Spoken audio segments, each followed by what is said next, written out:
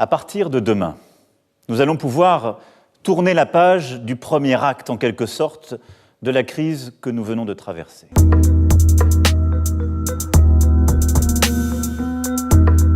Dès demain, tout le territoire, à l'exception de Mayotte et de la Guyane où le virus circule encore activement, tout le territoire donc passera dans ce qu'il est désormais convenu d'appeler la zone verte, ce qui permettra notamment une reprise plus forte du travail et la réouverture des cafés et restaurants en Île-de-France. Dès demain, il sera à nouveau possible de se déplacer entre les pays européens.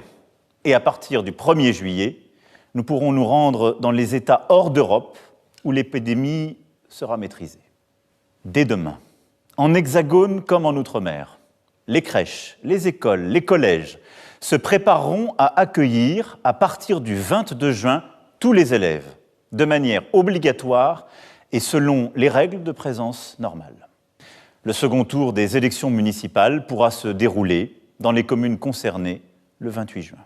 Enfin, pour nos aînés en maison de retraite ou en établissement, les visites devront désormais être autorisées. Nous avons décidé des plans massifs pour des secteurs les plus durement touchés, l'industrie automobile, l'aéronautique, le tourisme, la culture, la restauration, l'hôtellerie. Et nous poursuivrons. Au total, nous avons mobilisé près de 500 milliards d'euros pour notre économie, pour les travailleurs, pour les entrepreneurs, mais aussi pour les plus précaires. Nous ne financerons pas ces dépenses en augmentant les impôts. Notre pays est déjà l'un de ceux où la fiscalité est la plus lourde, même si depuis 3 ans, nous avons commencé à la baisser. La seule réponse est de bâtir un modèle économique durable, plus fort, de travailler et de produire davantage pour ne pas dépendre des autres.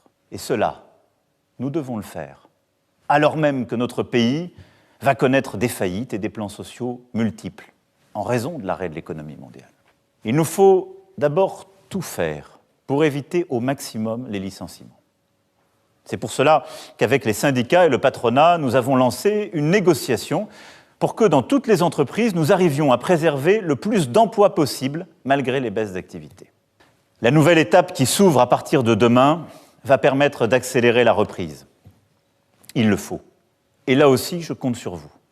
Car nous devons faire pleinement repartir notre économie en continuant de protéger les plus fragiles. Cela ne signifie pas que le virus a disparu et que nous pouvons baisser totalement la garde. Il nous faudra pour longtemps encore vivre avec lui, respecter les règles de distance physique. L'été 2020 ne sera pas un été comme les autres et il nous faudra veiller à l'évolution de l'épidémie pour nous préparer au cas où elle reviendrait avec plus de force.